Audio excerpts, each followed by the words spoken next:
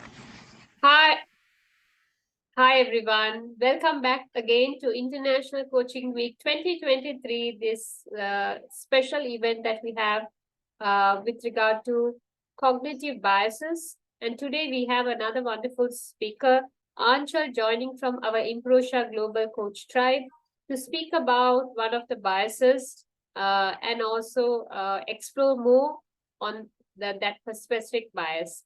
So to start off about this bias, before that I would like to ask Aanchal about. Um, can you say, Aanchal, like few words, like about your journey of becoming a coach, and also what made it so meaningful in your journey? Let's Yeah, start from you, and then we'll move on to the bias for the audience. yeah. Thank you, Anjali. I'm glad to be here today and thank you for this opportunity. So, to share my journey about which has got me here to being a coach, it's a very interesting one. I started off my career, so to speak, as a writer. I did journalism and I've been writing ever since. And I've been working mostly freelance from home. There came a time about 2 or 3 years back where I felt that I needed to do more. I wasn't somehow being able to create value, so to speak. I was just doing the same things. I had started doing a lot of editing and a lot of writing for companies, which was not really resonating with me. And at this time, I happened to meet a friend of mine who was also a coach, and she introduced me to this to ICF, and I started reading about it, and something just clicked in me, and I studied. I did the course, the foundation course, and it just it was like this is what I wanted to do because I feel that communication was always my forte. I could really talk to people, whether it was using the written word or the spoken word. And to take this skill, so to speak, that I had to reach out to people and create some kind of meaning or value was something that I thought that I could really, develop and hone, which is where I studied to be a coach. And then I started this journey. I started coaching people. I decided then after about a year and a half, I had completed 100 hours, which is a long time, I know, but I took my time and I realized that I'm actually helping people, creating whatever little impact in them.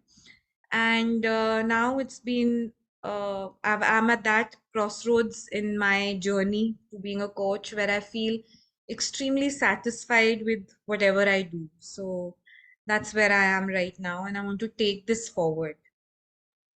Wonderful to hear, and I really love you how your journey evolved being a writer to a coach. Because writing is one of the key things that I always say, especially to the coaches, because when you do this reflective practice, because in supervision we have this reflective practice, the more and more we do the reflective practice, especially when you do reflective writing, it actually enriches your journey as a coach, and also in return enriches your client's journey also. So I'm glad that you already have that essence within you. So I'm sure it might be adding more value and nourishment to your coaching journey already. Happy to hear about the journey. And definitely the speed doesn't matter in coaching journey. So I know that there are some uh, coaches, they are on a marathon of, I want to get this credential, number of hours, and so and so. And I'm very grateful that in my journey also, that I intentionally made a choice that I'm going to enjoy the process. I'm going Yeah. to take time and I'm going to be okay about it. I'm not in a competition to, or not in a marathon or anything like that, but I just go with the flow.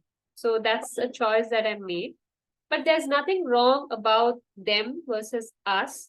It's just their choice of how they want to evolve in their own credential journey or coaching journey versus our choice was different. So we as human, multidimensional, and I'm sure we have different perceptions. And that's what leads us to today's conference topic, which is on cognitive bias. Because Yeah. we are multidimensional, we also bring different biases based on our own understanding and experience about life. So Yes. today's bias is about um, how situational bias, like based on a situation that we are in, we are trying to make come up with our own biases, which doesn't allow us to move forward in our journey. So, for an example, there were a lot of people who became very traumatic during the COVID situation because they told to themselves, "Okay, I have now there's COVID, the whole country, whole world is going through a difficult situation. So, which means I am in a difficult situation and I cannot move forward. So they rather than going inward and exploring what's really happening inside and how can I draw strength from inside, they were kind of, we can use the word blaming, but they were giving reasons about uh, what's happening around them, the situation. So I have to say, I'm being very honest, I also have been in that situation. And sometimes I still do. I do go back, but I think being a coach, it's a gift. Being a supervisor is another gift. So that it helps me to come back to reality and say, hey, it doesn't have anything to do with who you Yeah. are, what you can do. You can just keep moving forward. So, with that explanation to audience about how we create biases based on situations, I like to know, Anchal, what has been your experience?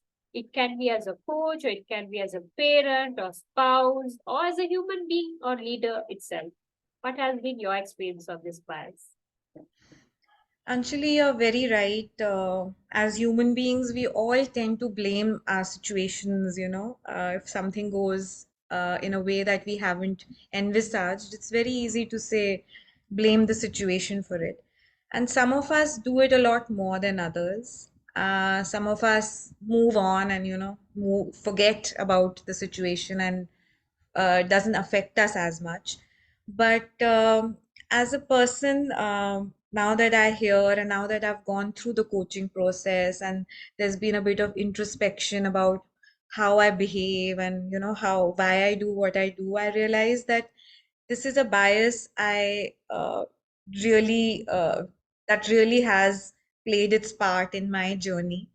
Um, so when I think of myself and the steps and the choices I've taken and where I am now, I feel that I am heavily biased, and this bias has played a major part in my life. And I'll speak about me personally, not me as a coach, because me as a coach has tried to fight this bias.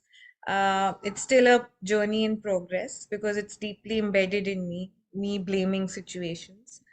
So I think I'll give you a little example. I was a very, very motivated, ambitious girl in college, wanted to do my GRE, go out, and I was on my way to do things. And then a situation happened because of which I couldn't. My family couldn't send me out, so my college admissions were done, but I couldn't. I took a job in Delhi and started working, but still thinking that I'm going to move ahead and do something, but situation didn't allow me to. And I think for a very long time after that, I blamed this situation for everything else. you know if I was at a job, I was not happy because I was like, no, but I need to do something else, but because of this situation that happened, I couldn't. So there was always a kind of a blame game that I was playing, blaming the situation for me not being 100% or me not getting what I wanted to. I deserved better, but didn't get it because of the situation. And it's been so many years, but I still go back to that situation. And here I'd also like to say, when you start blaming a situation, then it's just not one situation. Every day you have situations which come or go. Some are very minute, so you overcome them. But then when you start behaving, it's a cyclic process, at least for me. Then it became blaming a person. Then it became, okay, I'm not being able to do this because this has happened. So it tends to give you an excuse to not move forward. So this bias really played havoc, I would say, in me and my progress. So much so that, and the best part or the worst part is that I didn't even know that I was doing it. So it's an unconscious bias. You are not able to do something, and you just blame the situation, and you get so habituated. It's like a habit. And then when you sit down and introspect, and you are given an opportunity, like I was, to think about what is stopping me, it's then when I realize that I'm using situations as almost either a crutch or a excuse. So situational biases we all have, but some of us really, get uh, caught up in them. And to get over them, I think it requires some kind of introspection, but it's not impossible. It's hard work because it becomes a habit, but you can overcome them. I really love the part what you said that it's unconscious bias, right? So because uh, lots of people think that itself a bias. Like sometimes people think that I don't have bias. That itself a bias, Yeah, yeah, right? yeah, So, so yeah, knowing, I think as coaches, the best gift that we have is that we always work on our awareness level, just like yeah, how we help our clients to work on their awareness level. That actually at least help us to pause and reflect what could be the conscious or unconscious bias that is present here. I think absolutely. I think Yeah. which we did not have before becoming a coach, uh, Yes, or before sitting with a coach, or we as a client when before sitting with a coach. So I think the more and more the awareness comes, we are able to identify the problem to resolve the problem. Most of the time we see as coaches, clients don't know what the problem is. So how do you yeah, solve the problem when you don't know the exactly. problem, right? Yeah, yeah, So true. sometimes you are trying hard to motivate yourself to do multiple things to move forward, keep going, but still these biases keep pulling you back, uh, Yeah, which we are not aware of at times. And I think it leads to the conversation about the session that you're going to do, Anchal, the 1 hour session. Uh, I know with regard to, is motivation enough? Or is there anything else beyond motivation that's required for to uncover these biases and also to move forward, keep moving forward in our journey? So, can you say a few words about that session and why should the listeners attend that session? Uh, the month of May onwards, we are going to have a series of sessions there. yeah. Sure, sure. Anjali, like I said, that this situational bias has played up in my life, and uh, I was fortunate enough to understand it, to recognize it. In fact, in some of my work with you is where I also realized that, this is something that I need to, I mean, there was a session where I was asking myself, why don't I do it? And I couldn't come up with anything really concrete because I have the time, I have the motivation, I have the skills. But why? Because it's then I realized that, because I start blaming situations. Now, if my daughter's got vacations, so I can't do it because she's at home or because my husband's got another transfer. So these are the things which were mainly I realized are blockages in me moving forward. And that's when I say that is motivation enough? I truly believe that it is not. A lot of us, a lot of coaches, and a lot of leaders speak a lot about being motivated, keeping yourself motivated, creating to-do lists, and everything that goes along with being a motivated individual. But I, I mean, speaking personally, and I know a lot of people who are motivated. They want to do things. They don't want to sit idle. They want to create value. But then there is something which is stopping them. And more often than not, there are these unconscious biases, and especially the one that I resonate with the most, the situational bias. There could be others as well.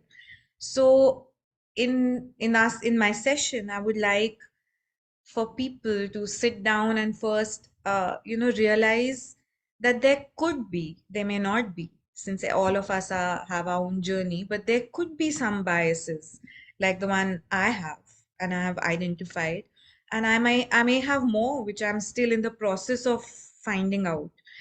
Similarly, maybe through the session, if somebody figures out that, besides being motivated and in spite of being motivated, what is it that's stopping me? We could maybe unearth biases which we don't even know exist in us. So the aim of the session would be, first of all, to see whether we can identify these biases. What are these biases? Are they hampering us, or maybe are they dormant? Do they come up sometimes? Do they are they always present in our decision making? If there are one, if there are more, and then internalize them, befriend them actually, accept them, and then see what can be done to overcome them, so that uh, the motivation and the drive that we have is not halted by them.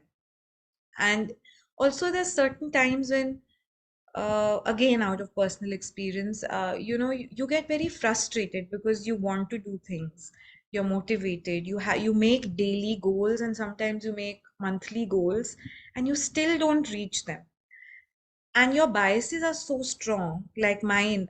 My daughter's home, I can't work. For example, when she was a little younger, I used to say, no, I need to spend time. You forget that you can work your way around a situation. So how is it that you can perhaps, move across a bias and not let it be a hurdle? Because it's not easy to overcome or to let go of biases in one session or in even a month. It's a practice. But maybe if you do recognize them, you can take baby steps towards avoiding them or lessening the harmful impact that they might have on you. So that would be the main, the aim of the session, to figure out why I'm not getting to the finish line, where I can clearly see it and I have all the resources also within me to get there. So yeah, Thank you. and Thank you so much. Yeah. I feel empowered because I know what's stopping me now, Yeah. you know, Yeah.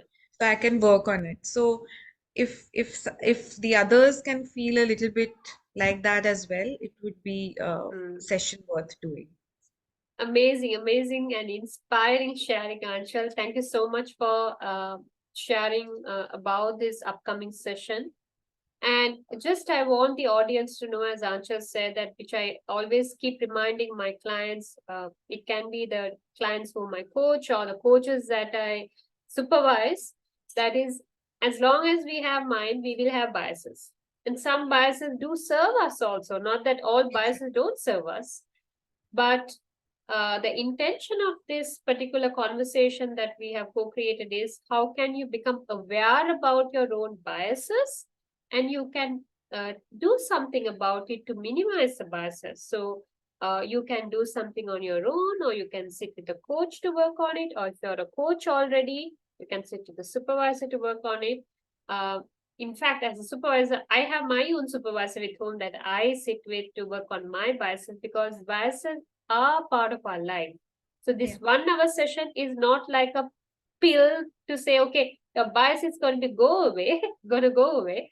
But this 1 hour session is a moment to enlighten or evoke your awareness about your own biases, so that you can start thinking, okay, what can I do about it?